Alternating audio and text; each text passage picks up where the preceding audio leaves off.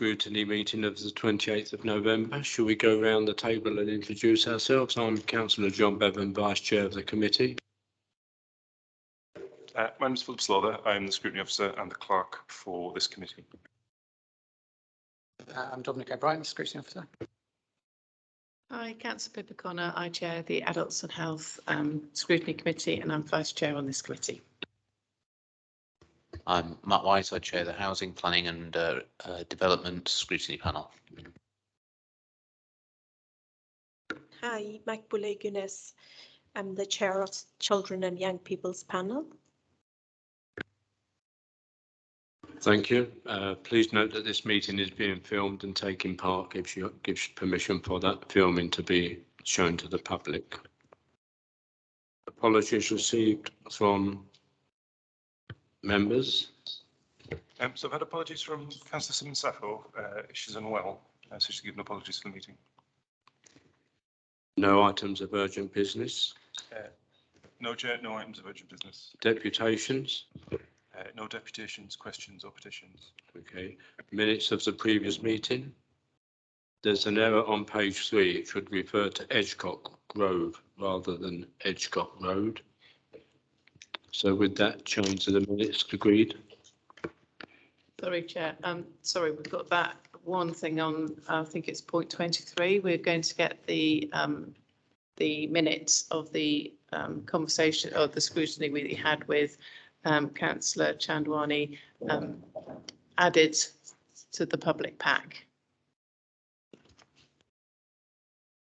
Yeah, so there's been an error with the minutes in terms of the programme we write them on hasn't pulled through one of the sections. So I will have to update that tomorrow and send those around, and we can, I guess we'll bring the minutes back to the subsequent meeting and formally agree them then. So the minutes as we got are agreed and the additional item is to be agreed at the next meeting. Yes?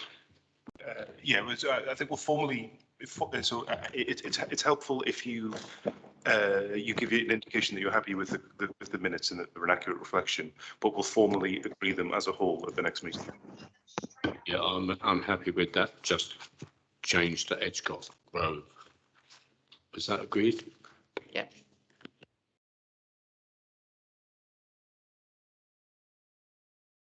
Scrutiny panel minutes.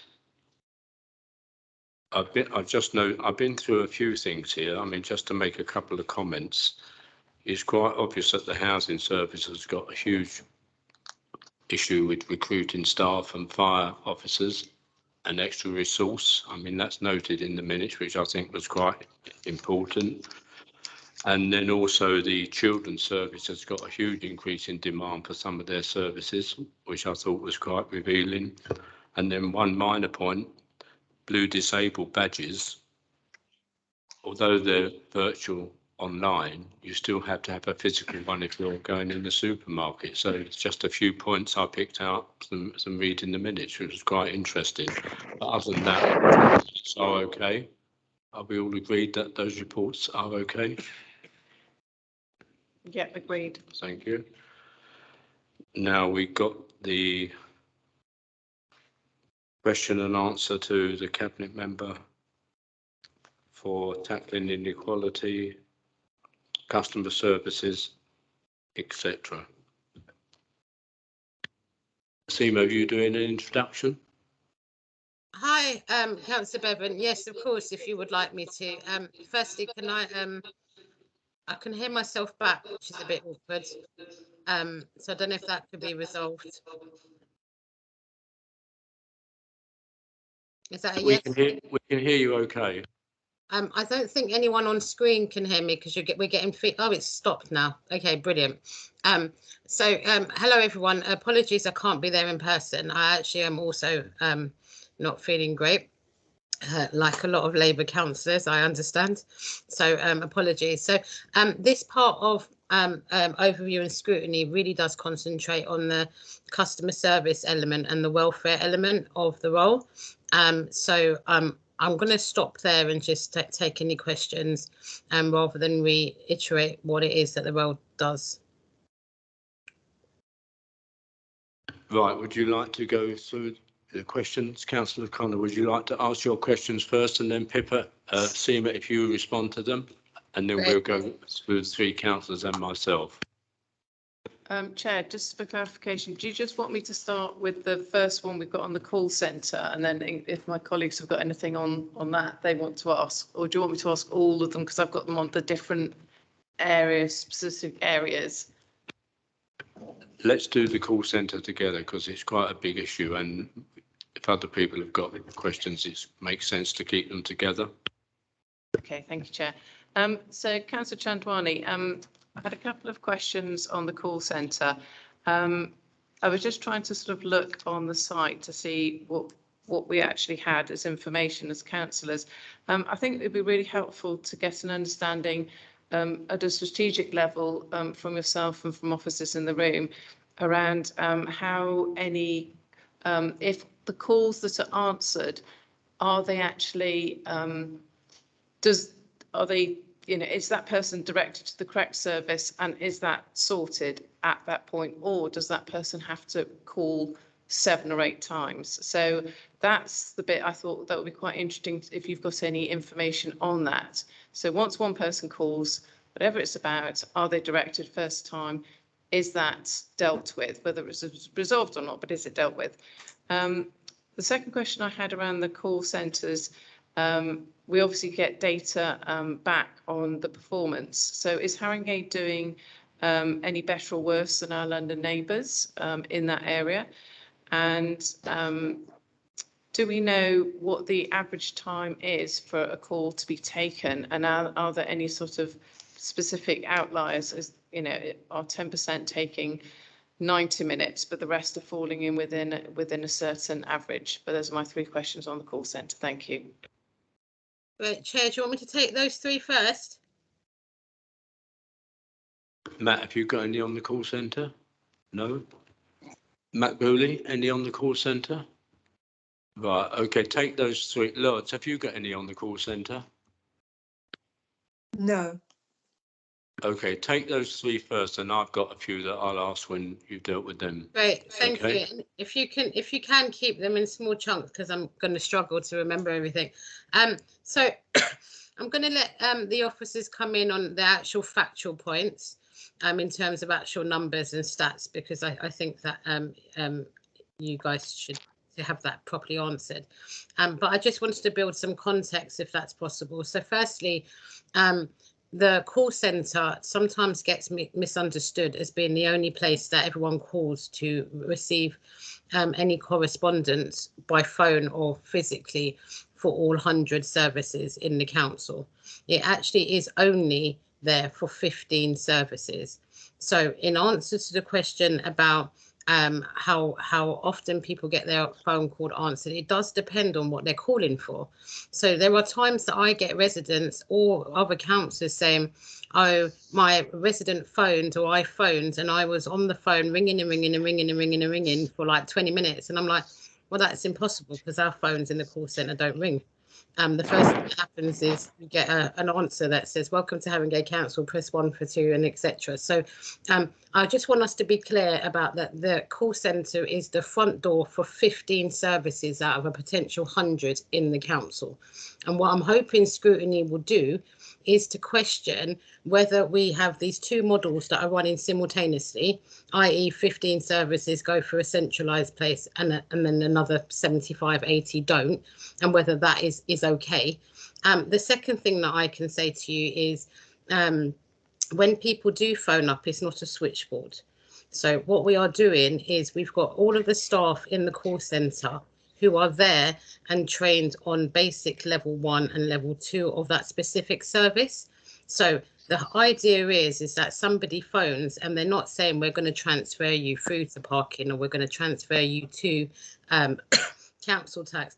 They've got the knowledge in their little huddle to do that. So a call centre worker will have, I guess it's a bit like Countdown, one big subject like council tax and a couple of small subjects like registrar, etc., based on quantity of calls. And so these people are quite trained in those areas to be able to answer 90% of the calls that are coming through. So in answer to your question, Pippa, I'm hoping that at least 90% of the calls have a positive outcome for what it is that the resident has asked. I also want to talk about the differences between those services. So when I phone up and said that I needed help to get a marriage certificate, it was quite a simple interaction. The person on the other end of the phone, very knowledgeable, was able to tell me everything I needed to do, and then I done it. So that's over, that journey's over. But some of the services then rely on something else to happen. So I think one of the things that is happening at the moment is that somebody will call up for a repair. Just having a phone call doesn't repair the boiler or doesn't repair the window. So that person is then booked into having an appointment for someone to fix the window. And then what we're seeing is sometimes that doesn't always come to fruition. Ironically, my window was fixed to perfection the other day, but sometimes it doesn't, and so therefore that resident has to call back. So 9 times out of 10, most of the services will have an outcome, because the outcome is you're able to give an outcome on the phone, but some of those services don't allow you to give an outcome over the phone because it requires a second intervention. I will let the team talk to you about repeat callers and London neighbours. What I will say about the London neighbours stats is to err it with some caution, because different councils have different services that run through their centralised corporate operation. So if you're comparing us to a neighbouring borough that doesn't have housing repairs run through it, or you're comparing us to a neighbouring borough that does have adult social care running through it, then you're not really comparing like for like. So I just want to add some caution there. In terms of the 3 main things that people are calling about, and this is in the order that I remember it in, but bearing in mind that I'm quite ill, so I might have got this wrong. Housing repairs, council tax, parking, I think is the 3 in the order of the 3 main top things. We're not getting many people getting married, so that's quite low down. But if Andy can just come in with the stats, that would be really helpful. Yvonne, before we go on, did you want to say anything? Because I think I missed your name out. Yes, I'd just like to say that I understand that the changeover from Homes for Haringey to the council, it has been an absolute nightmare for residents.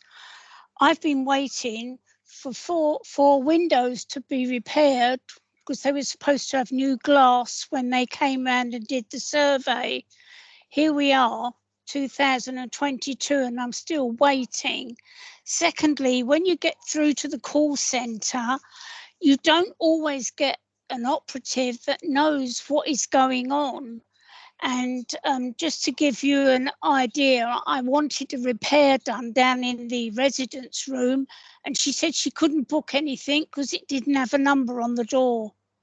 So, you know, there's teething things, I understand, but we should be getting some sort of result, because all these windows that needed to be replaced, nothing's happening, not to any of the residents here in Edgecott. So I need to make sure that it's kept on, you know, perhaps it's on SEMA's radar, that, you know, something is done about it.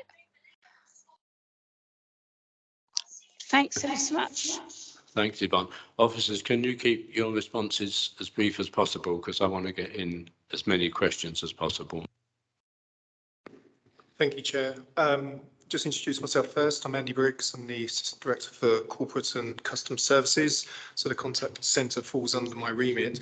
As per the Chair's request, in response to Councillor Connor, let me just pull this up. So around the times to answer calls, that's a good question. I'm pleased to be able to put this out there. So 40%, so up to the 11th of November, 40% of all calls were answered within 30 seconds, 61% within 5 minutes, and 70% within 10 minutes. And you are correct, and we can go into further detail. It then obviously goes further down. There is a generally a single digit percentage that on occasions do hit the hour. We receive about 8,000 calls a week. So to put that into context, 70% of those are normally answered within approximately 10 minutes, but a very high, nearly half within 30 seconds. The other question, just in terms of wait times, so the wait times are very varied for the contact centre. They can range anything between sort of 5 and 10 minutes on average wait times. And sometimes that correlates with the length of call. So we are getting into more complex dialogue with our residents, with multiple issues being presented to us, so they get through, and it won't just be to talk about a parking fine. They would go on to talk about many other issues, and we're encouraging that, and it's the right thing to do, because when we do get into the welfare bit, you know, we have mechanisms to direct into other areas of support, whether it be connected communities or financial support team and others, and actually help people on the phone. We've also taken a view with Councillor Chamwani's guidance around greater support over the telephone. So for those that are most in need, so a really good example of that would be around some of the parking functions and some of the visitor vouchers. We can talk people through that application process on the phone, which at times will extend that length of call. In terms of comparable with other authorities, Councillor Chamwani is right. So there's not many authorities that do have a front housing function embedded in the council's customer service, and the housing function is about 40% of all calls into the customer service area. So it is difficult to compare, but broadly we do answer and are on target. The corporate target is 90% of all calls to be answered. We're at 92% at this moment in the year. And that's broadly comparable with other indicators in other authorities. I'll stop there for the moment. Right, if I can, Matt, did you want to come in? I just wanted to follow up on the answer to Councillor Connor's question. Just obviously, Seema, you outlined that when you call, your call is likely to be directed to somebody with specialist knowledge. Presumably that's through the initial what button you press, your answers to the various menus. But I'm assuming that on some occasions all the people with that particular specialist knowledge will be busy. So what happens then? Do you end up just waiting for the person with the correct specialist knowledge to be free, or does on occasion your call get directed so that it gets answered more quickly to somebody who doesn't have that specialist knowledge? And you know, is it a mixture of that, or both? Just one of those things happening? Okay. I think before I answer the question, I think we need to invite you to, as a scrutiny panel, to come down to the call centre, because my explanation is, and probably when I'm ill, is probably even worse. So if you all worked in the call centre, Matt, you would have one of the big subjects, council tax, and a small of the small subjects. And they're small based on the number of calls we normally get for each. And then people might have parking, and then a few of the other small things like planning, etc. So, in your team, in your armory, you would be trained on those three subjects: one of the big ones, two of the small ones. And so, when you call as a resident, you're either calling the switchboard and you press 1 for this, 2 for that, 3 for this, and then get through to the right number and right person, or a lot of the numbers on the outside are actually different phone numbers, but they're all leading to the same call centre. So when you're pressing 489-5611, you're actually sitting next to somebody who's also sitting next to the 489-1335 number, which is parking. But it only rings for you when someone calls that number for you, and then it will call Pippa that number. So on the outside, it looks like there's loads of different rooms that have been answered, but it's all coming into one central pot. If you are taking 15 parking calls and there is a queue, so you're on one, you will be able to see from the screen that there is 14 people waiting in the queue. Now, obviously, you're not alone. There's a team of others also taking parking calls. So you'd be able to see, and that should give you a rough guide of how long you can take on the phone or not. And that's quite a pressure. But if you are now got no calls and you're thinking, well, I'm sitting there twiddling my thumbs, everybody's really happy with all of the things that I'm running, then but you can see that housing has got 45 calls waiting in the queue. You wouldn't be able to jump in there because you wouldn't be trained up to know that. So one of the things that Andy and Elaine and the team do is they train people to be able to be moved around based on kind of needs, but based on the volume of calls. So we should have enough people on duty to take care of all of the parking calls, and we should have enough people on duty to take care of the housing calls. Now, obviously, sometimes things happen. So, for example, when February, you would know that there will be a spike in people calling up about their council tax because they just get, most of the borough will get a bill in February.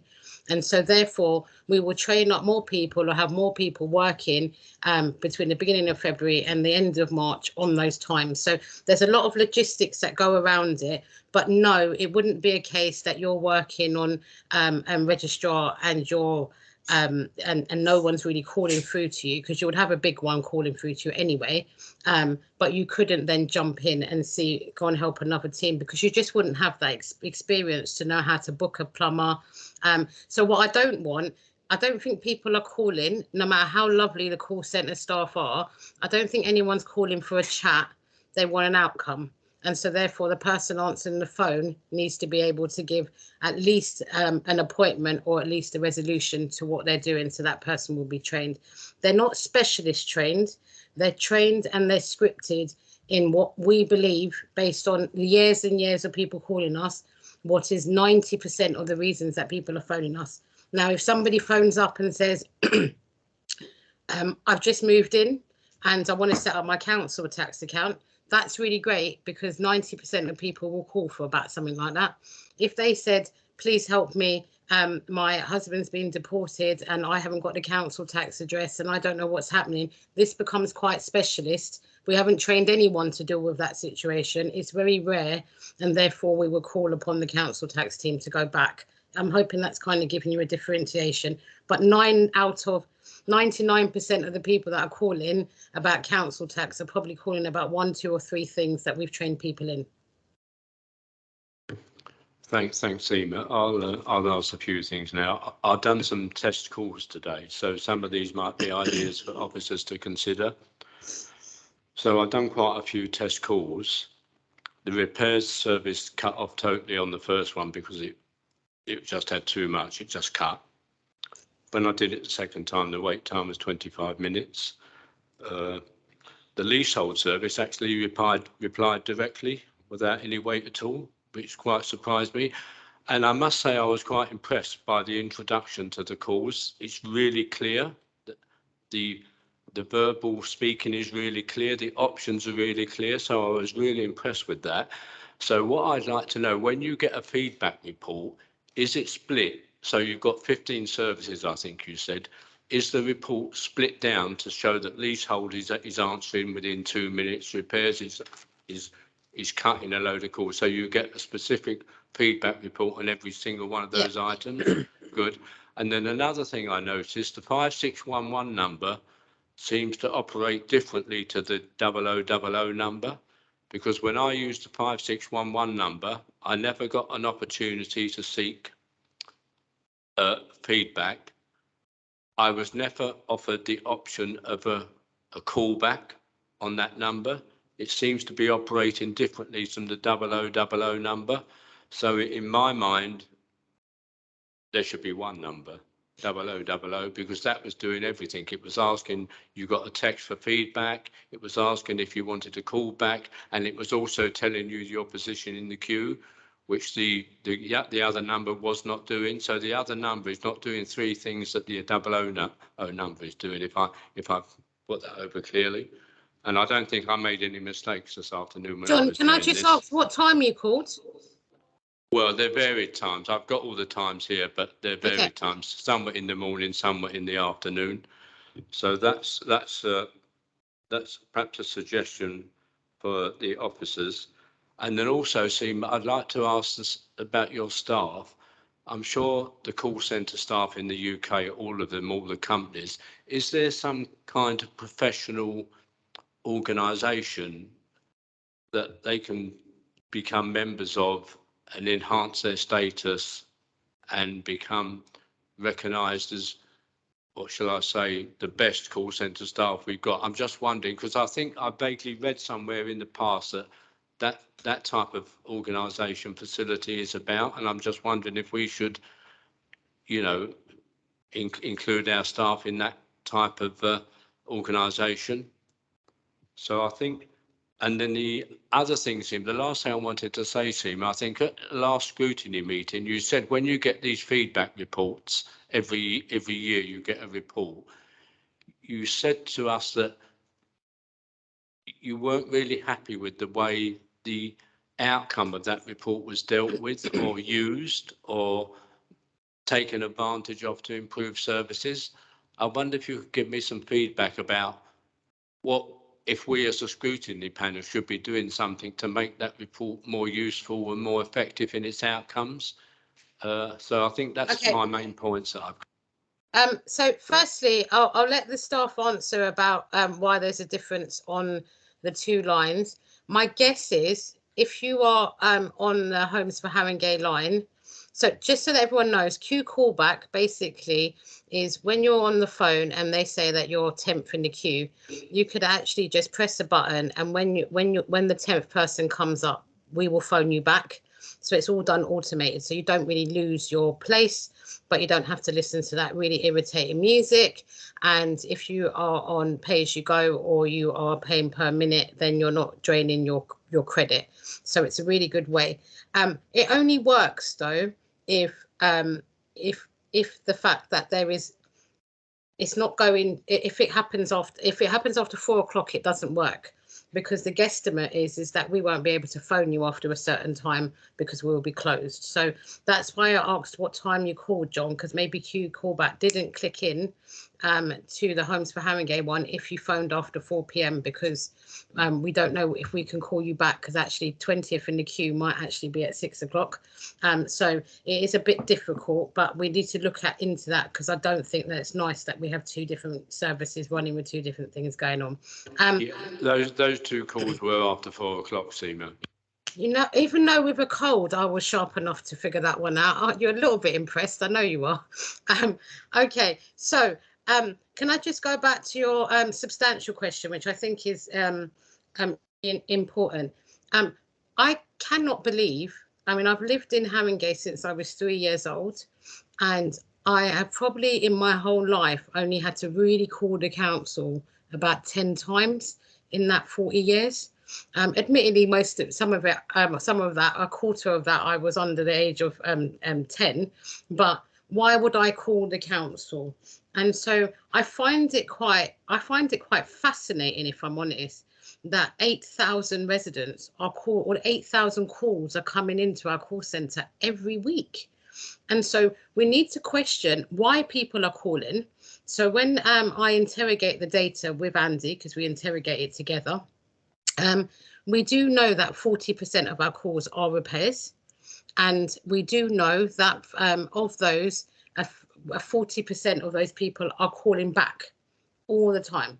So just like Yvonne, who I didn't pay or didn't prep beforehand, said that she's constantly having to chase about these window repairs. That's what we're seeing. So when we look at the 40% of the 8,000 calls are just on housing repairs, and then we know that there is those people are continually chasing and calling back, then it's not 8,000 residents that call in. Sometimes it's the same person who keeps repeating themselves to come back to make 8,000 calls. It's not 8,000 residents.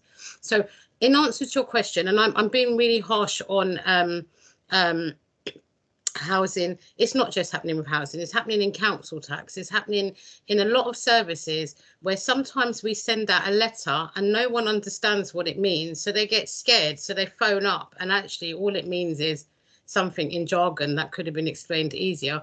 So a lot of the work that's been done by the team is how do we have call avoidance? What is it that will stop people needing to call us, not wanting to call? If they want to call us, they can. But most people are needing to call us because sometimes we do something that spikes a call. So a good example of that I use a lot is polling day. We decided to move all of the polling stations around because of the boundary changes. And people, I mean, my polling station where I go locally has been the same polling station since I was 3 years old.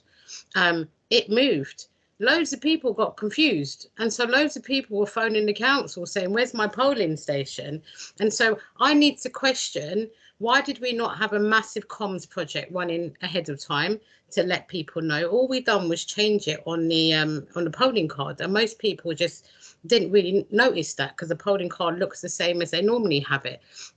Why did we not have somebody stand out outside some of the polling stations? We had a poster. It was A4. Yeah, Seema, can we keep it? Can you I am concise going your to, answer because okay. So what I'm saying to you is how do you prevent? So what I'm expecting Scrutiny to do is, why are 8,000 people calling us?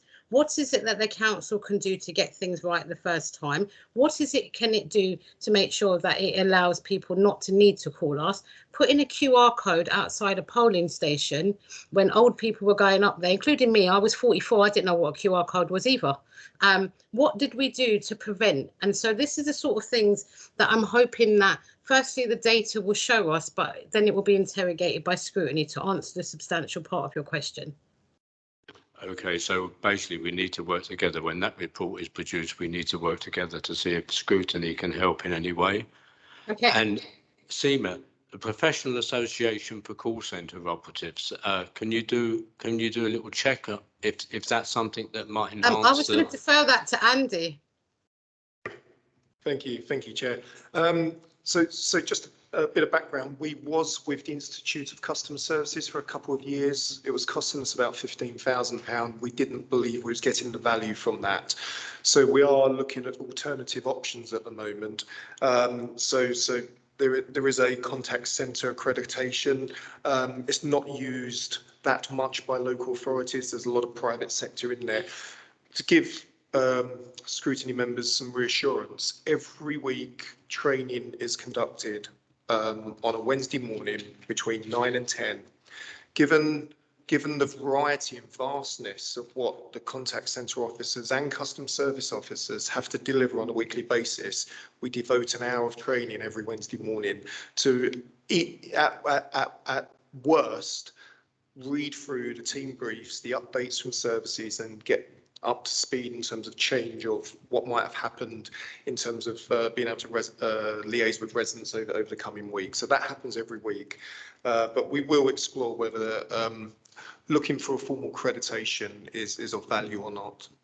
Yeah, I'm thinking of enhancing the status of the job. You get what I mean for the operatives? Yeah. Absolutely. I don't know, panel, whether you think we would like to visit one of the training sessions. Do you think that would be? I would find that interesting. Would you think anyone would like to come? I've been to one, but yeah, I'm happy to go again.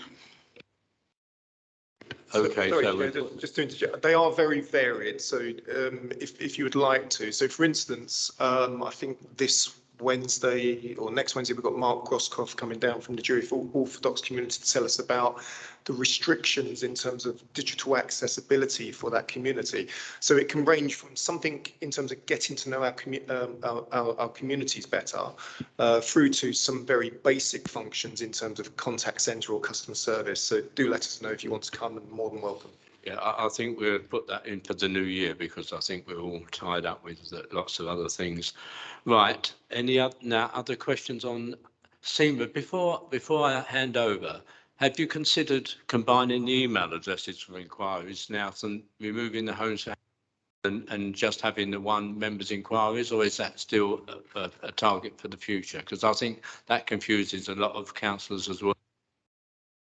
So at the moment, Councillor Bevan, what's happening is a complete review on joining the Homes for Haringey, complaints team and the council complaints team, they operate very differently. So to bring that together, joining the council's members inquiries team and joining the Homes for Haringey one together. Obviously, one of the things is that in the previous contract of Homes for Haringey, they had different SLA targets, they had different ways of operating. So all of that needs to be brought together to consolidate it and then bring it together. And obviously, the Homes for Haringey element, or now housing services element, is paid for by the HRA. So we've got to make sure while we bring the teams together that we're not accidentally paying for things that the HRA should be paying for, and the HRA is not accidentally paying things that are coming out of the wider thing. So it's quite a complex piece of work. It sounds really easy. You're being brought back in-house, just work as one team.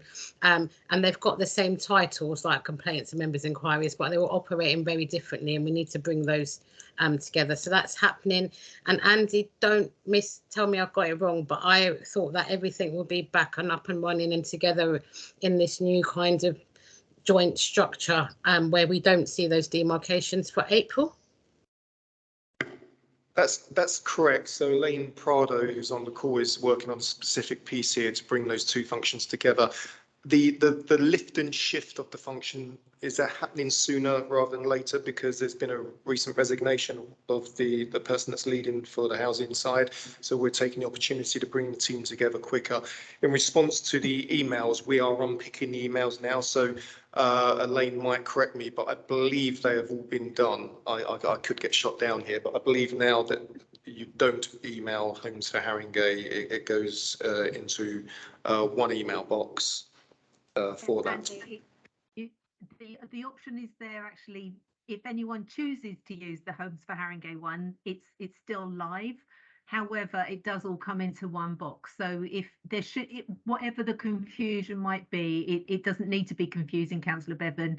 Wherever you send your email, as long as it's to a member's mailbox, it will get to the team.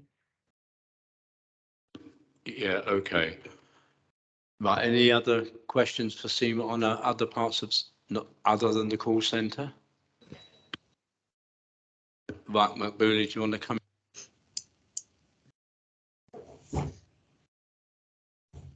Hi, Seema and officers. Historically, Haringey had a big problem with like collecting the council tax from the government. I mean, I haven't been like, I know that was at some point that was like a massive issue, and there were like millions and millions of uncollected council tax, housing benefit. Sorry, I confused housing benefit with council. Uncollected housing benefit. And I just wanted to know what's the situation. Do we have a effective system in place that we're obviously able to claim whatever the council needs to claim from the government? That's my first question. And my second question is in regards to council tax reduction scheme. This is to Seema. I wanted to sort of have a better understanding of how do we know who is eligible for kind of council tax reduction scheme? Is it an automatic kind of process where, you know, people on benefit or low income, we are kind of within the database that we have about people's circumstances? Or is it open to new people? Because I'm kind of like looking from the families, and especially those with young children, sort of, you know, struggling with cost of living crisis. And is it open to new families, or do you sort of assess identifying those that are already eligible for the scheme? Do you accept new referrals, or how do they kind of happen, I suppose? Thank you. Can I take that question first and then? Yeah, can we keep the responses as brief as possible? Yeah. Okay, I'm going to defer the housing benefit one to David, because I think that needs a proper, robust answer, given the fact that corporate committee and external audit were involved in that a few years ago. So we need to cap that off. In terms of the CTRS, it's rolling. So anybody can apply at any time. We don't have a fixed number at the beginning of the year, and that's all we work with. That anyone can apply at any time and get that. So there is a group of people, for example, who can obtain council tax reduction if they're low income and they've got children. So somebody might be pregnant in June but give birth in July and therefore becomes eligible because they're in a low income with a child. So that can happen at any time. We give council tax reduction to about 36,000 households. And our bill is about £29 million a year. So it's a huge operation. There's two things there in your question that I just want to pick up. It is actually a policy and process, mainly from the Tory and Lib Dem government when they first abolished council tax benefit, that people had to apply for council tax reduction. And the most that anyone could really get is up to 80%. And the extra stuff that we've put in, like exempting people with families to get up to 100%, is an additional thing because every council can start shaping their own scheme. So I think what's happening is there's sometimes someone, a single adult, that might be really low income, but they're still having to pay council tax because the most council tax discount they can get is 80%, unless they fall into the other categories of having children, being severely mentally impaired, or having a mental illness, or being disabled, or being a pensioner. So I think that's where the confusion is. How come my resident is so broke but still having to pay council tax? It's because the maximum they can get is 80%. In terms of people going in and out of eligibility, one of the things we've done last year, which we've implemented from April, is people who are on 0 hours contract find themselves going up and down in eligibility all the time, because they earn 1 week enough to stay eligible. Next week they might earn a bit more. Cab drivers the same. So people on varied incomes. So one of the things we done last year was to give people a buffer limit, because we noticed people were coming in and out of eligibility by £69. 40% of people were falling in and out of eligibility by £69. So we're giving everyone a buffer limit of 70%. I'm going to end here because I can feel John Bevan wants to cut me off. But I just want to say that the best thing that I can say to you, Matt Boulay, is if you have any resident that something doesn't feel right and it looks like they should be getting some sort of discount, even the 80%, just get them to apply. There is no set criteria with council tax because it all differs on how much money you've got, how much you've got in savings. So if you try to write down a formula of anyone that's eligible or not eligible, it's really difficult, because all of these variations start to come into play. And we're really lucky that we've got David here who can kind of nuance himself around the 300-page document to get where it meant to be. But some indicators should give you some indication. A family on free school meals should give you an indication that they should be on CTRS. What we have done, though, is with universal credit, every time somebody applies for universal credit and they tick the council tax box, we can automatically apply and they don't have to apply. So it's catching a lot more people, but it is still a very complex tool, CTRS, and it would be so much easier if it was just means tested with one blanket thing, no matter how many kids you had, no matter how much this, how much that, that it was just really clear about your income, but it's not, and it's quite confusing. David, did you want to say a few? Hi, I'm David Graff, Head of Service Delivery, so I look after revenues and benefits services. So yes, just to restate that if people are on council universal credit, when they make that claim for universal credit, that automatically passes through to us. And when we get the claim information through from DWP, we'll put them on automatically. So people don't have to make a claim. But if someone does want to make a claim, they can make a claim at any time. There's a claim form and a calculator on our website, so they can see how much they would be entitled to and claim easily online. Just to go back to the question about housing benefit, I think this probably relates to subsidy claims. So the way that housing benefit works is that we pay the funds out, we receive funding direct from DWP, and then after the year is over, they go through our accounts and records with a fine tooth comb. These are externally audited. They look for the areas where potentially we could be overclaiming subsidy, and they have a series of workbooks. So they'll look at 20 cases, and if they find an error in one of those cases, then they will do an extrapolation across the whole of the housing benefit spend. So I think in the past there have been issues with subsidy claims, and there is a backlog of audit of those subsidy claims, which they're working through at the moment. So they've just finished 1920, I think, and just about to start 2021. We've had good results through from that audit. So you know, and touch wood, no areas of subsidy loss from those as of yet. But those audit processes are continuing on, and we'll continue to work with the auditor. If they do find an error and try and extrapolate from one case out of 20, obviously that's a big multiplier.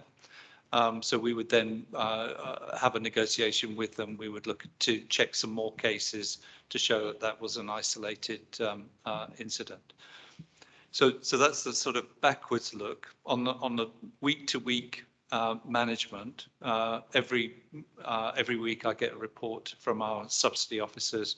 We track all of the areas which potentially could lead to areas of cost for the local authority, and the biggest area of that is overpayment subsidy for local authority error overpayments, and we track to make sure that we're beneath the thresholds on those, so that we maximise subsidy, and we are below the thresholds on those payments, with some headroom, so that were auditors to find some errors, there's still scope for us to be beneath those thresholds and not have any subsidy loss. Right, now I'm conscious of time.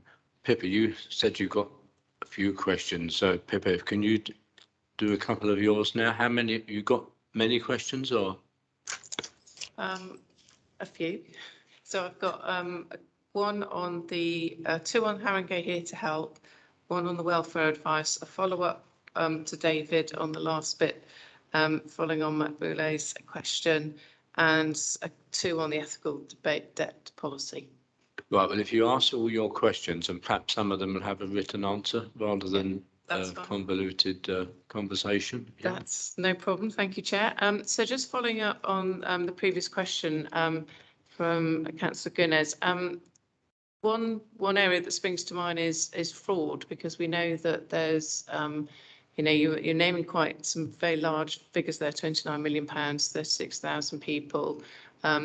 We know that from other data from other councils, there's been issues around, people putting in multiple claims, gangs putting in multiple claims to try and, so just, is there anything that's that you're aware of, or you have any concerns about in Haringey regarding the welfare, the benefits, and any sort of the finance that we sort of pay out to residents? That's one question. The second one on Haringey welfare. I mean, how do residents know that they can claim this? Because I looked at that page and I went through the whole thing today. How would anyone know unless they knew?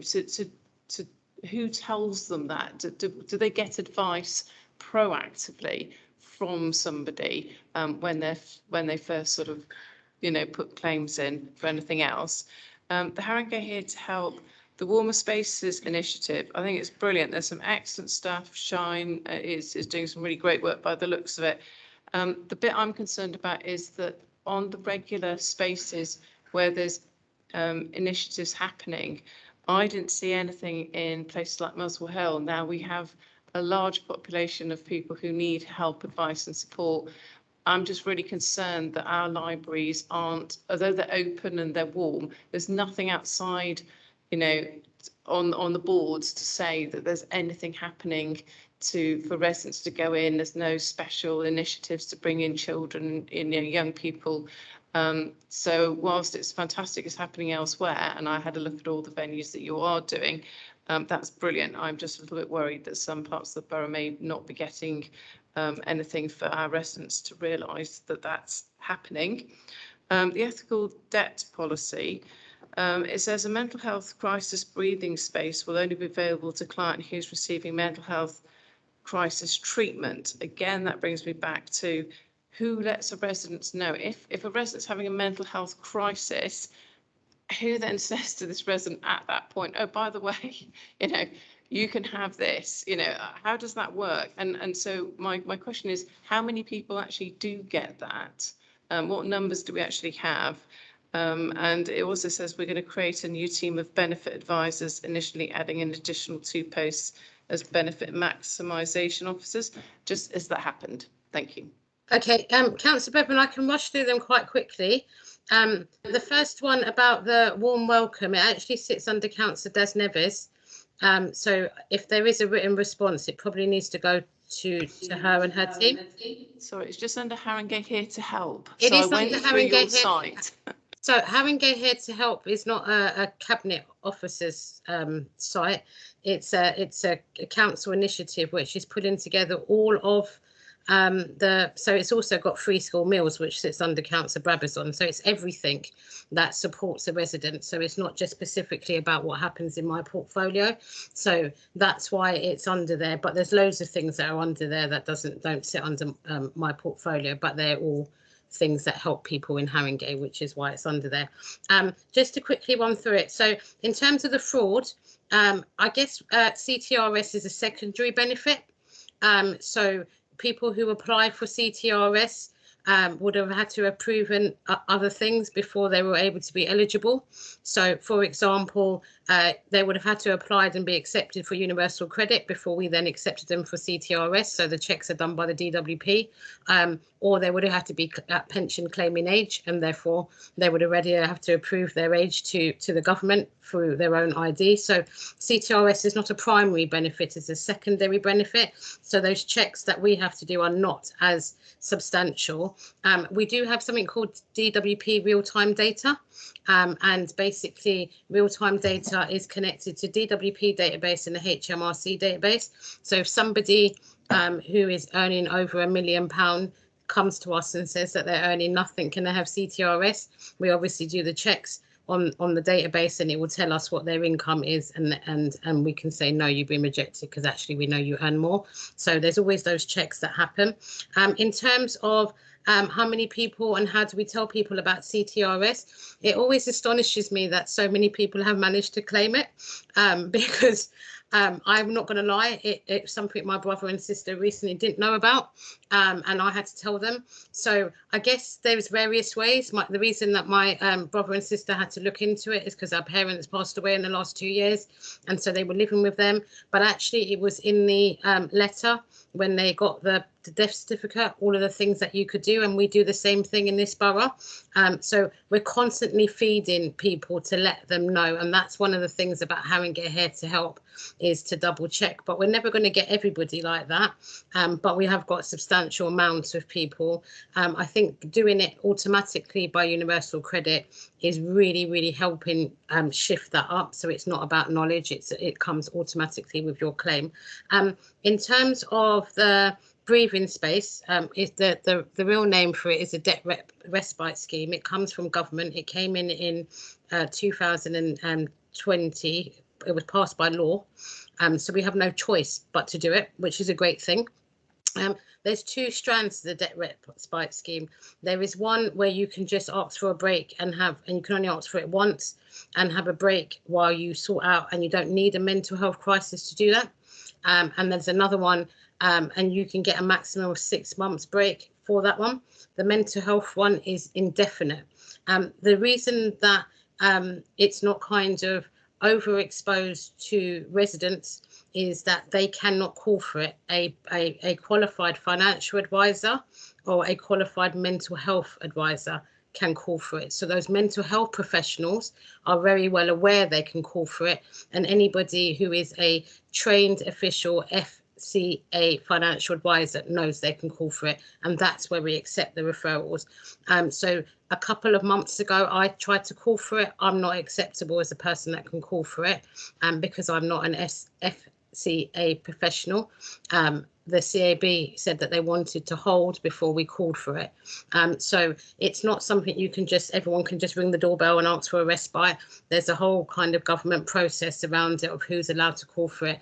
And Andy, if I'm not mistaken, we've had quite a few calls for it. I don't know the data on it, and we've had to accept it because it's a legal requirement. The debt respite scheme is a legal requirement in law.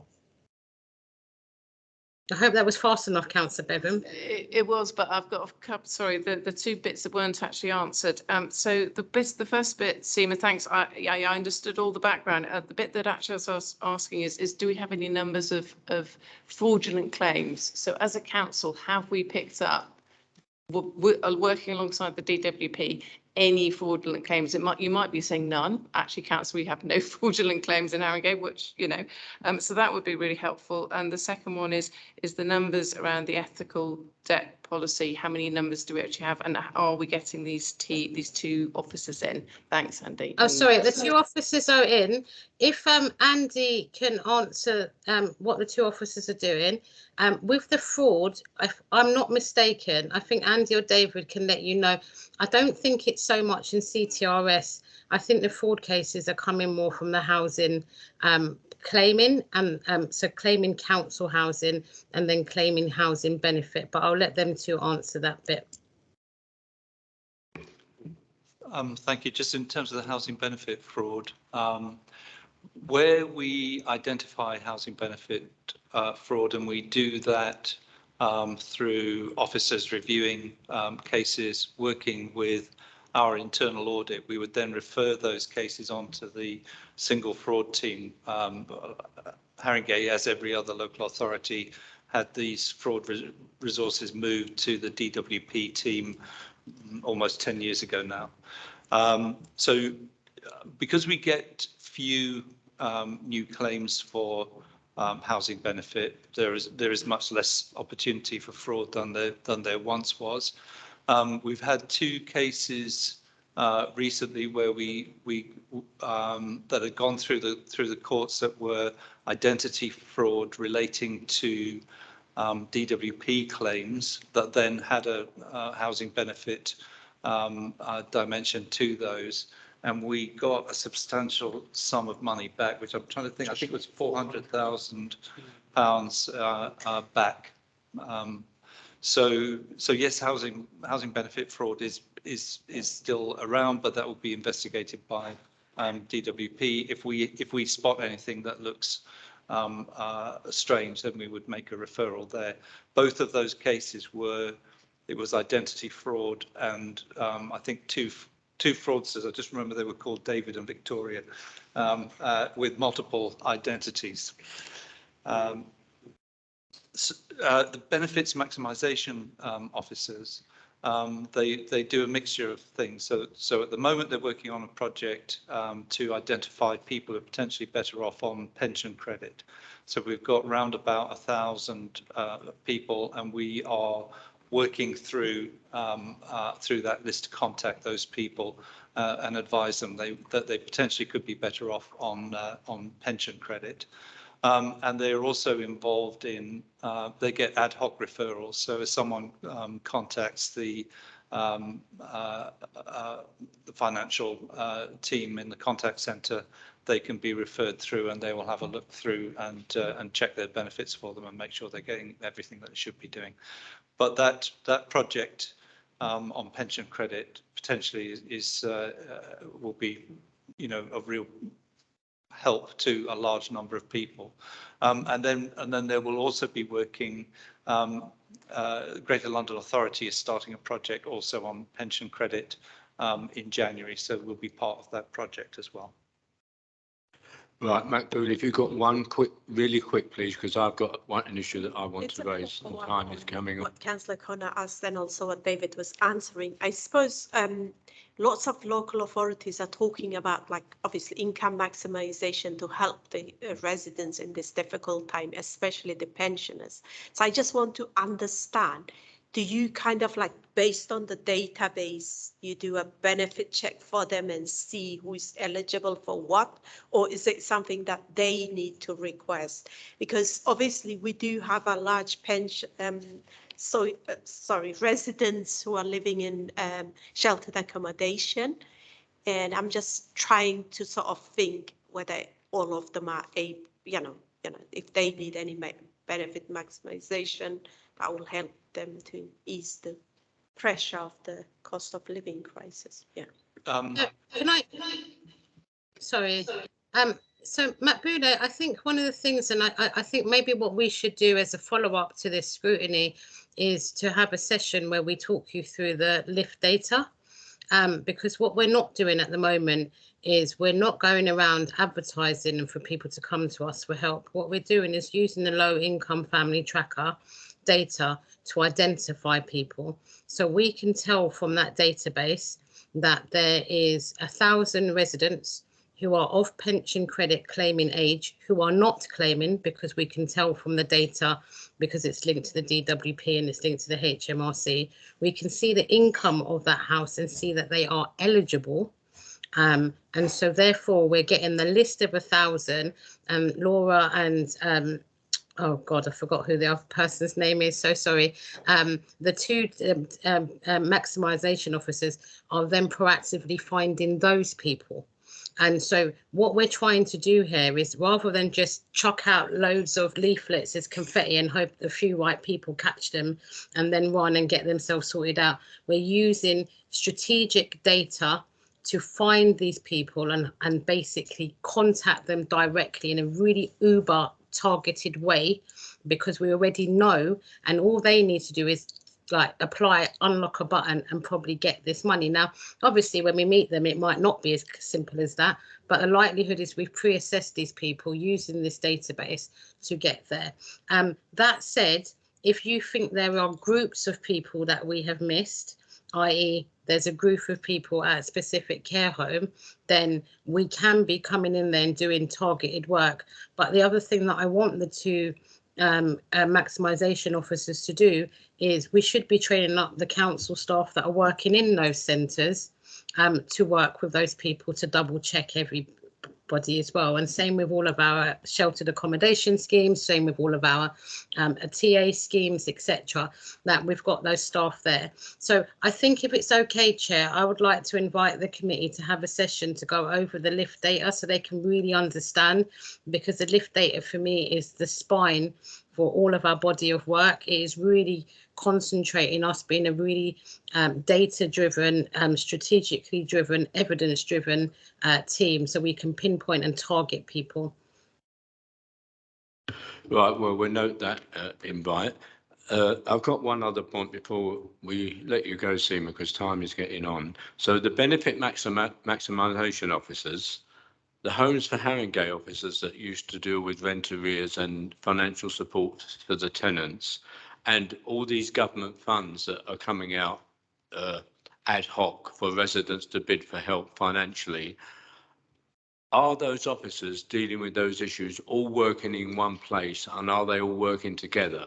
Because it would seem sense to me that it would be much more effective if they were, and I'm just a bit concerned they're all sitting in different parts of the council buildings, and you know, so is there a project, if they're not already working as one team in one location, is that a project that you've got in mind? So there is an external review being carried out at the moment to look at the financial inclusion team, which is the Homes for Haringey housing team, then to look at the financial support team, which is the council one, to look at connected communities and to look at Haringey Works, and to look at them together, because actually the one place that I can tell you that they're all at, actually, John, me and you have got something in common, because there's two places where they're all at. They're all at Northumberland Park and they're all at Broadwater Farm.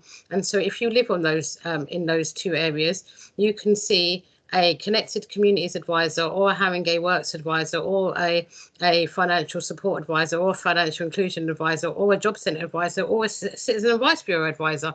So there is so many people all kind of concentrated, and then you go somewhere like Muswell Hill, which does have pockets of deprivation, and there's nobody there and nobody to be found. So a whole big review is being done to see where all of our council resources are to give people support, and to see how we're not duplicating. How do we kind of uniform that, and how do we make sure that people are getting the support across the borough? Stroud Green has a higher number of deprived young families. It's got a higher number of free school meals, yet there is not enough support there. But if you go into Broadwater Farm or Northumberland Park, it's oversaturated with support and there's too much duplication. So that whole thing is coming together to kind of look at, and I think that's probably something that Scrutiny might want to make us come back to in a year's time once that review is over, to see what our findings were and what our plans are from them findings. Yeah, I think we'll have a report back on that for Scrutiny, because I mean, I'm aware there's a lot of duplication with officers all doing similar things, having public sessions at And all in different different times. cabinet, and all in All- different cabinet portfolios. Yeah, it's really quite an issue, I think. Yeah. Okay, well, I think we'll call that a night for you, Seema, because time is getting on. I think we've asked as many questions as we can. So thank you for coming, Thank Seema, you. and thank Thank you you, for your everybody. officers as well. Thank you. Take care. Bye. Bye. So we'll now move on to the next item, which is the update on intrusive fire risk assessments. Judith, do you want to start off? We had some recommendations in the minutes. I'm not quite sure if you've got a list of those actions. Right.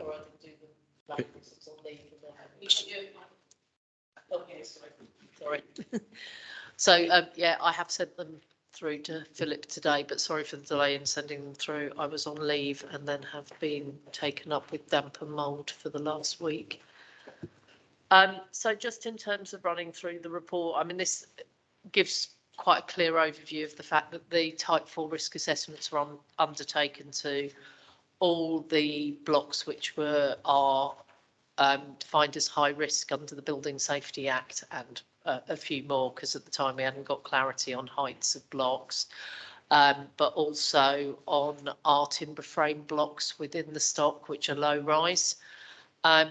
The main outcomes of the Type 4s, apart from the actions that need to be followed through, was that Headcorn and Tenterton Estate in Tottenham was moved to being a permanent evacuation strategy because of the way it's built. We can't actually do anything to make it safer in terms of compartmentalisation. And then also that we carried out the tests to the spandrel window panels on the blocks, and that as a result of that, we've moved Stella House on a temporary basis to an evacuation strategy, but the windows are due to be replaced in next year's capital programme. We're out for tender at the moment on those, so once they are replaced with windows that do not have an increased risk of fire spread, we will be moving it back to a stay put policy. I suppose any further questions on it, really? Any questions on the whole report that we've got here, the update? I have got, and then at the end, Chair, it'd be helpful if we could just have a quick look back at the updated fire risk from the tracker. But on the actual report that we've been given, so you said 3.9.1 changes in building fire safety strategy, and the blocks on the Headcorn and Tenterton estates, the move from a stay put to an evacuation. It says the works to the blocks have been completed to comply with these changes. So have you got anything specific about what works these are? And then I was just really interested around the, you said 7 on the bit about fire safety assessments, you said that some blocks have been told that I think it was under the windows, it said 7 blocks were identified as being substantive risk, but when the fire strategy was reviewed, the risk assessor did not consider it necessary to move to an evacuation strategy. So my question on that is two. Well, one, why not? And second, I know that's a fire risk assessors thing and you'll have that, but is that realistic? Because I'm not being funny. If I was in that block and thought these windows potentially at a risk of allowing the fire to spread, you guys have suddenly told me to stay put, I'd be thinking, no, I'm now actually going to leave. And actually, so you'll have a mix of people that some might be adhering, some might just be doing what they think they should do to get out. How does that work with the fire services and knowing who's in what flats? So I'll start with the last question. The reason most of them haven't moved from stay put to evacuation is the windows are on the stairwell. So actually, they are the area where the increased risk of spread is. So the actual units to the domestic units don't have an increased risk of fire spread. It's the stairwells. So Broadwater Farm is an example of that, where the spandrel panels are actually on the stairwell, not on the individual blocks. I just in terms of your question, actually quite often people don't know when we've got fires in blocks because actually they remain self-contained. So actually it's not uncommon for us to have a fire in a block where the neighbours don't realise until the fire brigade turn up. But a stay put strategy is stay put all the time you feel safe. So if you have smoke coming into your property, if you believe that the fire is too near to your property, it does not mean you wouldn't evacuate. What it means is that we don't have an alarm system in the block which would go off and tell people to evacuate the block. So where you have an evacuation strategy, you actually have a fire alarm in the way a building like this would have. And when it triggers, it rings within the block and then people have an instruction that they should evacuate at the point that fire alarm goes off. On blocks where you have a stay put policy, you don't have a fire alarm within the block. So people don't know and it's not triggered for people to leave the block. So in terms of your question about the works that have taken place at Headcorn and Tenterton, there has been works to the front doors in terms of it changing the front doors, but the main bit has actually been around putting an alarm in, an alarm that goes off if there is a fire to enable people to evacuate the block. There were quite a lot of works done at Headcorn and Tenterton, but the big bit that's about the move from a stay put to an evacuation strategy is that you have an alarm and different sensors. So different blocks have different types of alarms. So some have heat sensors, some have it when it breaks into the communal area, and some will have it when it goes off in individual units. So that alarm has been installed at Headcorn and Tenterton. So if there is a fire in an individual unit, it will trigger a alarm across the building, and the residents' instruction at that point is obviously to leave the building. Okay, thank you. So just to be really clear, because these were on the stairwells, you're saying, these windows, where there was this potential risk that the fire could spread. So is there any risk of the fire, if the big windows going up, in which case people could see flames going up a building? And at which point, if they're looking out the windows or, I'm just wondering around, I'm just being really super cautious here now and sorry, I'm just trying to make sure that we've actually got everything in place. But, for residents, is that the best? If there were fires there, if there was spread going up a building, would that not need to trigger an alarm to evacuate the building? So we take advice from qualified fire engineers and fire risk assessors. So we do have some in-house fire risk assessors, but for the high risk blocks and also the blocks where we identified spandrel panels, we tested them. We went to fire engineers, not fire risk assessors. They reassessed each and every block based on the risk profile and gave us advice which we follow. So it's documented advice based on a fire risk assessment and a fire engineer's report. So on anything which is, I suppose, extremely technical, even though we've got suitably competent people within the business, we will always take advice from suitably qualified external practitioners in this area, which is exactly what we did in relation to each and every block we identified. Each and every fire strategy was reviewed for that block, and we followed that advice through. Julie? Thank you, Chair. I suppose I just wanted to ask a very broad, but as kind of in terms of like since that scrutiny work on it, obviously since post Grenfell, the recommendation and the measures that we put in place as a council, how safe do you think our housing, like buildings are, like the big are they, what I'm trying to get at is like currently, do we have any buildings in our borough that are deemed to be not safe? And if that's the case, what risk assessment or what kind of measures are put in place to minimize or reduce the risk? That's my sort of first general kind of question.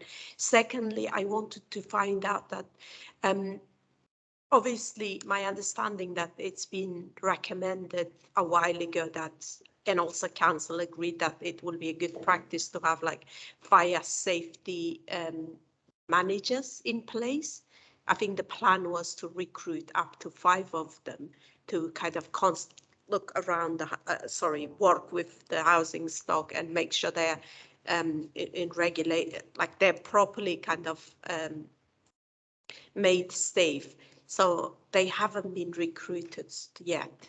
And I just wanted to understand what's the reason for delay in recruiting the, the managers, as fire safety managers. Thanks. So we don't have any buildings that are deemed unsafe. Stella House is our highest risk block. We are currently installing an alarm, and it's had a waking watch in there ever since it's been deemed unsafe, which means we have staff that are constantly awake that patrol the building, and the fire brigade visit it every single watch to confirm that they're happy with the arrangements that are in place. I would not be looking quite so rested if I thought we had any really unsafe buildings within our stock because of the priorities around this. We do have a number of fire risk assessment actions that need to be completed, but every organisation does, and we're working through those. And in terms of the building safety managers, we are recruiting to them. We're about to go out to market to recruit to them, so it is still in the plan. The Building Safety Act actually removed the requirement to have them, but we decided actually we'd like to retain them for the high risk blocks. So we are going out to recruitment for them. It has been delayed just partly because of insourcing, to be honest with you, that we've had a few issues about just really boring technical, getting things onto IT systems and changing job descriptions onto different profiles. But the plan is the adverts should be going out in the next few weeks for those jobs, but we do have in-house fire risk assessors. We do have a building safety team. We have a fire safety manager, and we have a consultant within the business who is also supporting us on the building safety cases. I have got a verbal update to give on the building safety cases, but in terms of understanding whether our buildings are safe, the legal requirement as of next September will be that all our buildings that are deemed as high risk will need a building safety case in place.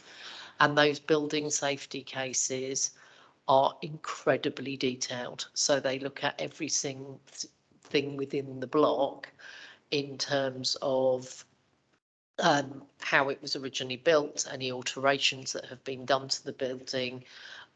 We are about to start a programme of looking at what the walls are made of to look at fire spread. The type 4s and type 1 fire risk assessments will be taken into account within that. as well as the people management bit. And I think the other thing I would say is we've got a very good relationship with the local fire brigade.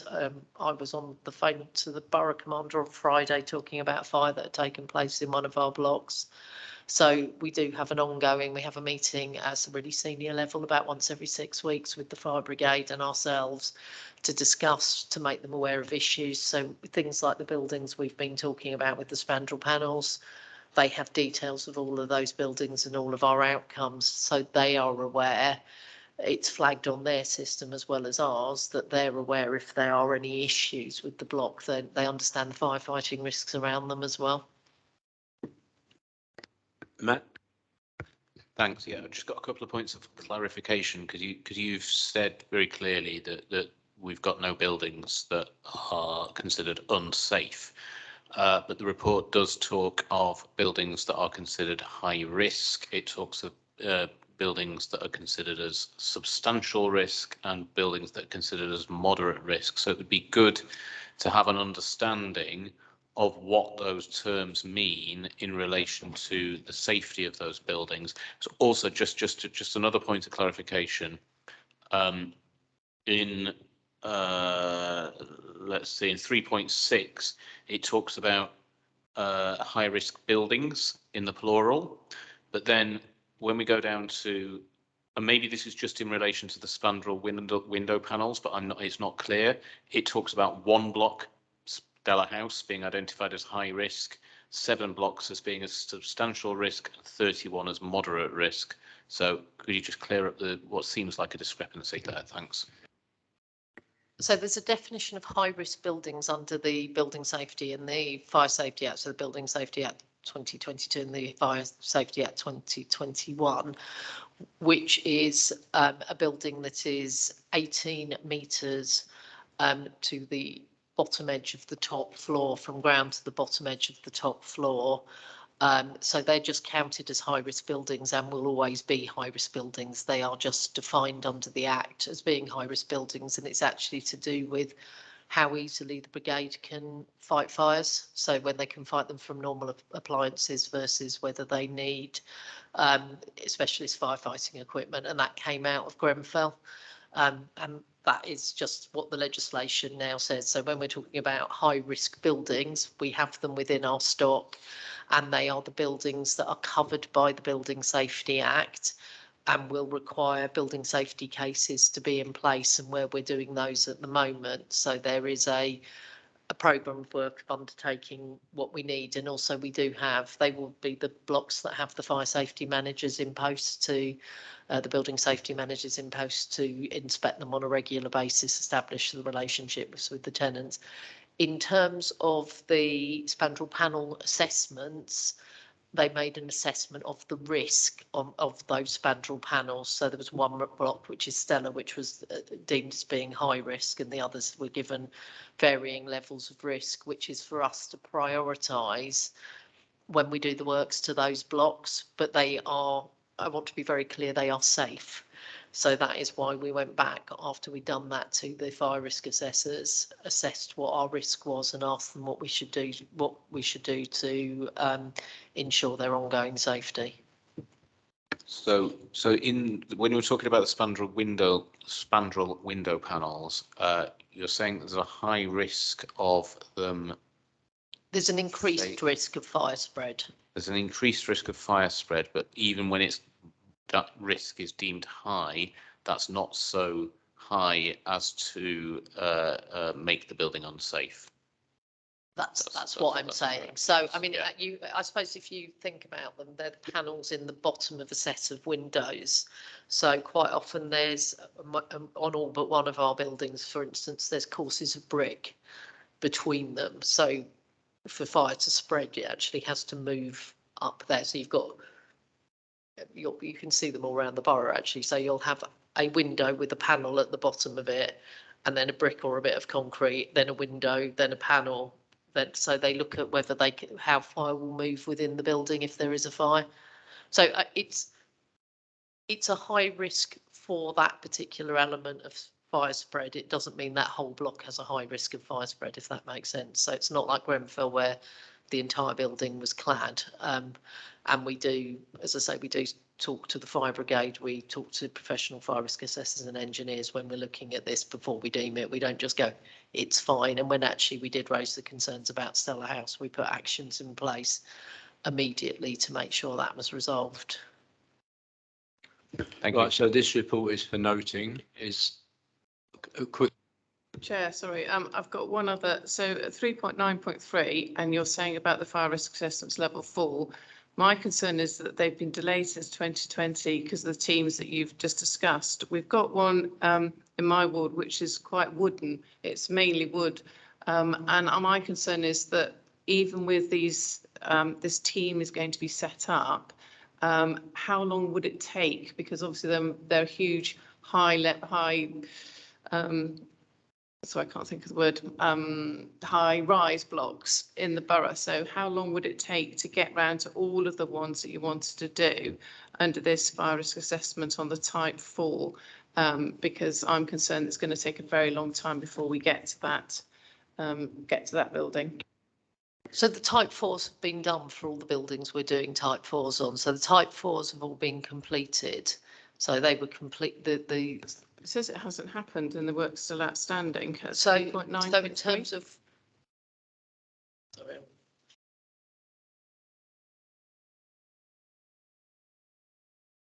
So that's relating to actions coming out of the type 4s, not the type 4 surveys. So the type 4 surveys have been undertaken.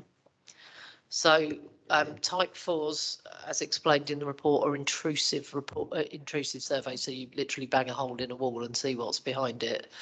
So some works have obviously been undertaken, but we're managing all the actions as a result of them. And a lot of the actions that come out of type 4s go into the major works programme. So they're not works that can easily be done, you know. When we get a fire risk assessment, you may have something that says, I don't know, remove a sofa from a corridor could be one action as an example. Whereas obviously when you get type 4 risk assessment actions, the example we're giving around the spandrel panels is to replace the full window system within that block. So we look at the timeliness of that along with the capital works programme, and they're done alongside that. So it's the kind of, there will be actions that are outstanding for a period of time because we can't easily just change all the windows on all the high-rise blocks in the borough, for instance. So that's why they take a period of time to complete. Okay, so this report is for noting. Is that agreed? Agreed? Agreed. Okay, thank you. So the next item is the pilot building safety case. Judith. So on this, we are doing, and my brain has gone completely blank, the high-rise block in your ward, Kenneth Robbins. Thank you. I always get the wrong block in my head. So we're doing it on Kenneth Robbins' house at the moment. It was due to come back in November, but because of some IT issues, it's actually going to come back in February. So they run it off an IT programme where we had some issues getting it installed on Haringey's system, which have been resolved, but it put a bit of a delay in getting the case together. What we are finding out of them is that a lot of our as-built, our original drawings, we don't have, which is not that surprising given most of the blocks were built 50, 60 years ago. So we're having to get some more surveys and information carried out, basically to fill the gaps of the data that we don't currently have at the moment. I don't think we're alone in the sector in finding out we haven't got records going back 60 years on buildings. So it's a case of filling in the gaps. We've already had the funding authorised to do the surveys of the external walls, so literally confirming what they're made of. We're quite confident generally, I'm going to touch wood very heavily here, that most of our blocks, because we didn't overclad them, are basically built of concrete, but there's still a process to go through to confirm that. The type 4 information is being overloaded, but we know we're going to have to do quite a lot more surveys to complete all the data we need within the building safety case.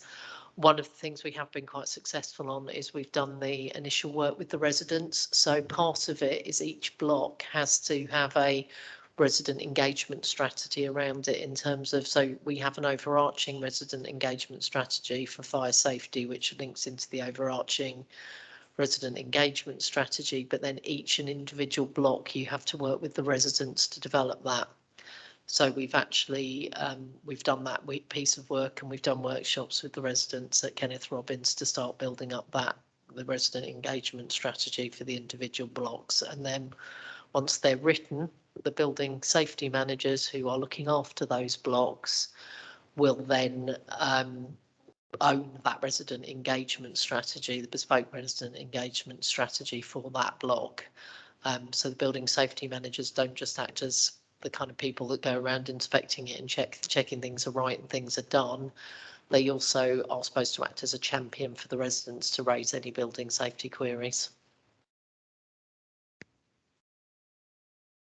Is that verbal update agreed? One question, Pip? So I've got one question on this, and at the end, Chair, is it okay to ask one question on the tracker that I was going to ask about fire safety? But the one question on this is, it sounds really interesting. The resident engagement programme sounds, Yvonne, sounds really good. Can we get a briefing back to the committee around what the resident engagement changed as a result of engaging with residents? So what did you change? And these champions, how are these champions actually doing anything to change what's happening? Because otherwise, as a scrutiny committee, we can note the fact that you're saying this is what's happened, but we've got nothing in front of us at this point, and understanding it's only just come back. And that's why I'm sort of saying, can we have this to come to us? Because it would be really helpful, I think, for us to see what this resident engagement strategy is doing and how these champions are actually working. Thanks. So we're due to bring a report back on the building safety case. Once we've got it, we can include it in that because it's part of the draft building safety case. And as I say, we haven't yet recruited the building safety managers, but it is within their job description, so we can kind of clarify how they'll interface with the building safety case once they're in post. So how long, sorry, if somebody's not in post, how long would that be before we got an update back to the committee? So we won't have the full building safety case back till February. So I think March would be the most sensible. I don't know if there is a March committee, but if there is a March committee, we'll bring it back in quite a lot of detail to the March committee, if that's all right. Yeah. And do you want to take Yvonne's, and I'll come back with my track? Yvonne, did you want to come in? Yes, please, John. I'm listening to all what they've been saying and everything, but she hasn't mentioned not one single high-rise block down here in the east of the borough. We did have a fire here, and it is really worrying. We've been waiting and waiting for the reports to come back, because our flats are built differently to all the others. We have like a lift shaft going from the roof down to the ground floor, and each flat has a view chamber that you have to unscrew to have a look. Now, if the fire starts in one of those flats, it will automatically go out into that void. Now, we did ask if we could have somebody come and check. Somebody did come and check on it, and they said that, they did have concerns, but it would be in the report. Now, this meeting happened pre-COVID, and there was quite a number of us on that panel. And the last meeting we had was at the Civic Centre in Wood Green.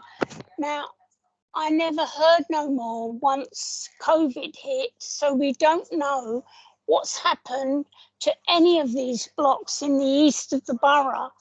And I would like to know whether or not there's going to be anything coming back, because it is really worrying, because most of our front doors are plastic and glass.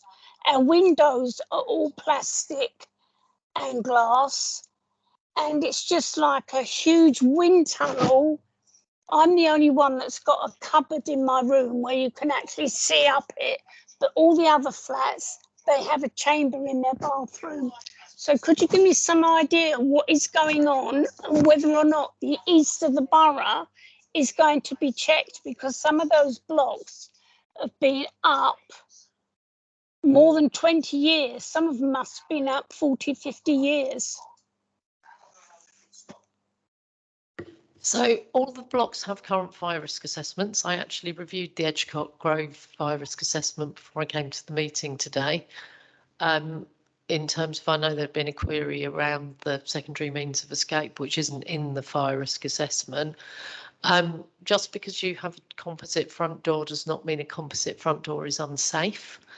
And same with plastic windows. In fact, I would say all of the windows across the borough pretty much are composite windows, UPVC windows. So there are no, I mean, we reviewed it this afternoon. I reviewed it with the head of building safety, and there are no significant issues at Edgecote Road. They are available in terms of, I can send you the link for all the current fire risk assessments where you can search for your block fire risk assessment. And if you would like, I'm sure I can arrange a specific meeting for someone from the building safety team to come down and talk to residents about the issues within the block. But they do have current fire risk assessments. And as I say, there are things that don't necessarily make blocks unsafe in terms of concerns around them, in terms of some of the issues you've raised. So Yvonne, when you next have your residents meeting, would you like a fire officer from the council to come along and talk? And Yeah, yes, I can put a letter out round to the tenants and see what they say. okay, so we'll put that down as an action then, yeah? Because the fire brigade do come and check every year, John. And with all the work that we've been doing as a committee here, we always get a clean slate, but there are no fire buckets, no extinguishers, nothing, no more. Okay. They took them all away. Okay, well, when you have your next resident meeting, we'll get an officer down and you can raise the point and they can explain and clarify and everything, yeah? Okay, Pippa, thank your you. quick last point. Yeah, sorry, it's on the tracker, and sorry, this is just something that I've been well, the members of the committee have been tracking since we started this post Grenfell. It's under, I think, on 13 on the tracker, which is about mechanism for residents to be able to report concerns if they've got concerns about fire risks on their estates and they want to tell somebody. I've just seen the update. It is a long link. It's lots of forward slashes, lots of fire safety, council tenants, fire risk assessments, all within that. So then I thought, well, hang on a minute, if I just Google it, maybe it'll just come up to that page, because I had to put in that really long address into the site to get it up. I've just come up and it just says fire safety on estates, and it doesn't come up to how to report the fire risk. I just Googled and it's come up to fire safety on estates, which is how to reduce the risk, what to do if there's a fire, and leaflets in community languages. Again, and this goes back, I think, a bit to what Yvonne's saying. I mean, she's obviously wanting to feed back. She's obviously got concerns, but it's how those have been captured. We're picking that up tonight because we're in a scrutiny committee. If Yvonne wasn't on that scrutiny, you know, as a member, we wouldn't know that that was a particular concern from the estate that Yvonne's talking about. So really, I think I really can't emphasise this enough. The one thing about well, there's many things, but one huge thing about Grenfell for councillors is that how do residents that have got genuine concerns about fire safety report it easily to us or to somebody that can actually take an action on it? Because, you know, it still makes me feel really uncomfortable. I mean, I'm sure this link will work, but it's a very long link to have to type in. Residents won't know that link exists. And, you know, if you Google it, it may not come up. So I'm just sort of, how do we get this out? How do we get residents like Yvonne, Lords, others in, you know, in all our blocks to know where they report any risks, and how do they know that someone's going to action that, and not, as Yvonne said, you ask in 2000, just before COVID.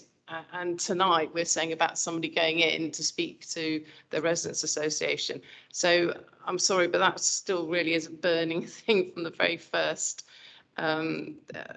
scrutiny, evergreen scrutiny report that we did into the safety aspects post Grenfell. So can you give me a little bit more confidence that this is actually going to work? So the link does work because I checked it this afternoon. I realise it does work, but you have to type in haringey.gov.uk/housing/council-tenants/safety/fire risk assessments, or, it's a bit much for residents. It's on the housing page of the, it's very loud, sorry. It's on the housing page. So if you go into the council's website, go into housing, council housing tenant, it is there. I understand what you're saying. We do have a newsletter going out to tenants before Christmas, so I will ask that it's put in there in terms of people understanding where it is. We have a shorter link, and can we just not put it under housing? Because if I want to report a fire risk, I'm not going to think, oh, I know, I'm going to go into the council's housing site. It doesn't make any sense for normal people. We know because we're councillors and we live and breathe. But I'm just a bit concerned that we've got something a little bit easier for residents to just click straight into. So Matt, you've probably got more idea on this than me. Well, I was just going to say this is actually a discussion that we could have had earlier this evening with the officers and the cabinet member that we had, because I think this is a problem that we see not just with Haringey Council but with any large organisation that has a big website. Is having the website designed in a way that it's very easy and you don't have to think too hard to navigate to where you want to be, because I'm sure it's there and I'm sure it's in the section of the Haringey website that you're responsible for, or your officers are responsible for, Judith. But as Councillor Connor has tried from the front of the web, the Google front page, to navigate to it, she hasn't been able to do it. And this is the challenge that all big organisations with web pages, websites face. How we make our website work from the point of view of somebody who just wants to find a very specific thing and just wants to get there straight away without having to know how to navigate to the right place. So I think that's something that needs to be raised also with Andy and with Councillor Chandwani. Thanks. I suspect because the backslashes represent the different options on the website. So when you go on the Haringey website, when you go to housing, and then there'll be another drop-down menu to council tenants. So that's why the address is set out the way it is, because when you go through the website, that's how you get it. So, but I would assume in answer to your question about how do you make that more visible, the answer would be to have a link somewhere on the front page about report a fire safety risk here. I don't think that would change where it's embedded on the website and the sort of the code to get there. But. Do you want to come in? I'll just say I did actually have a meeting. We're looking at the web page anyway, but I did have a meeting with the central web team today, and I've just tried doing a search, and you're right, it doesn't land very well when you do a search off the front page. So I will pick it up with them and ask if there's anything to do, but so it's outside my technical know-how. I think if we can ask as a committee then, so not just the this is asking, that we can ask as a committee that this is taken up as an action and it goes to, it is flagged up as an area of great concern, because actually this is the key point. We need to hear what residents' concerns are.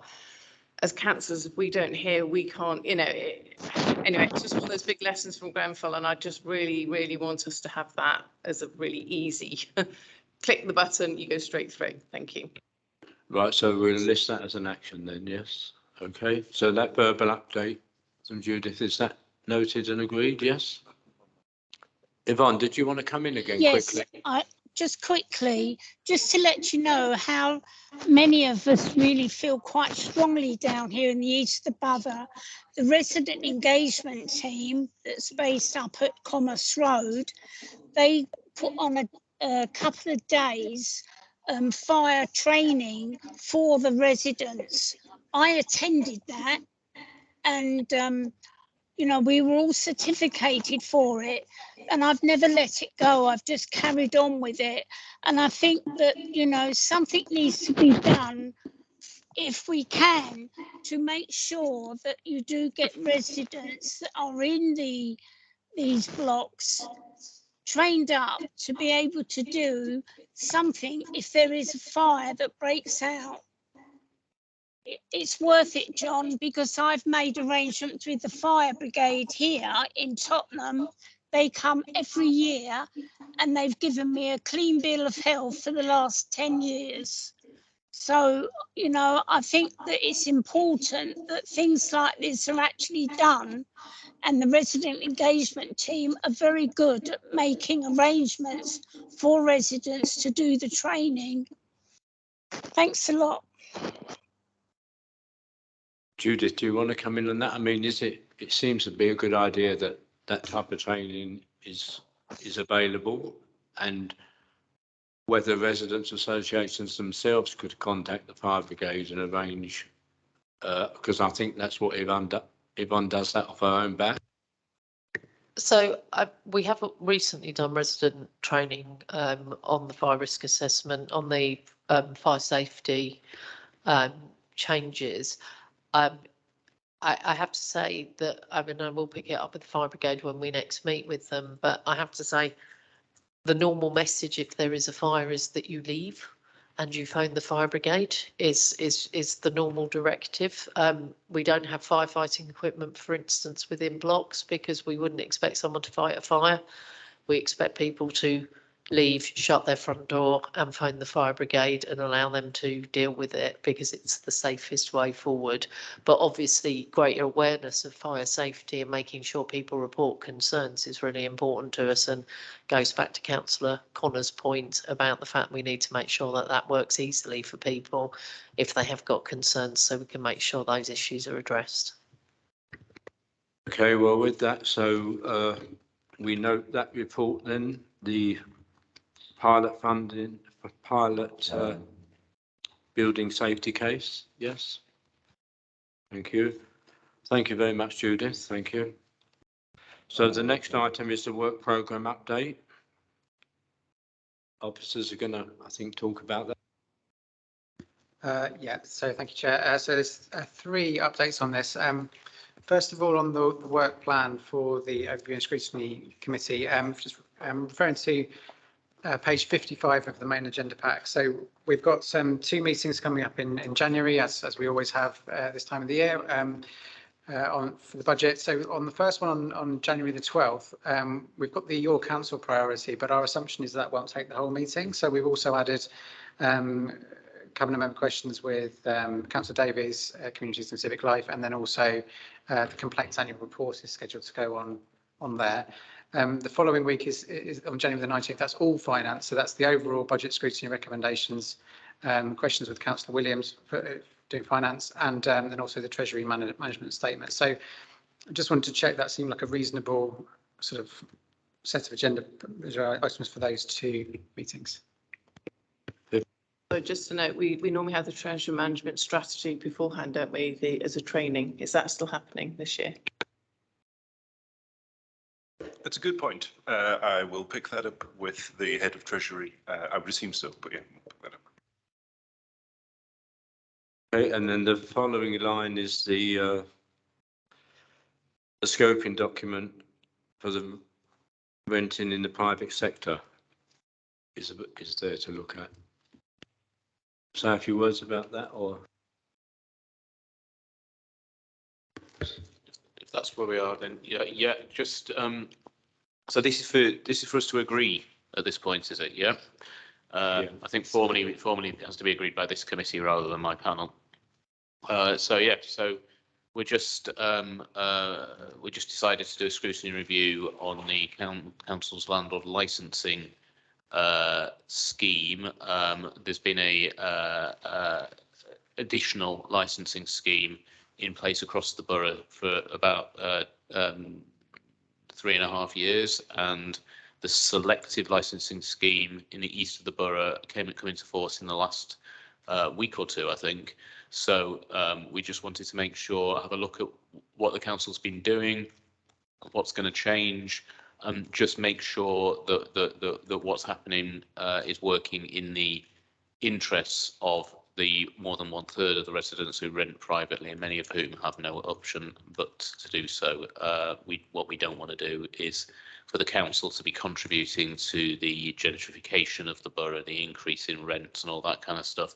So that's what we're going to be looking at. So obviously it's in the supplementary agenda, the draft terms of reference. So I hope committee members will agree to agree this. Agree to agree. Yeah. Okay, so the work plan and the scoping document agreed, yes?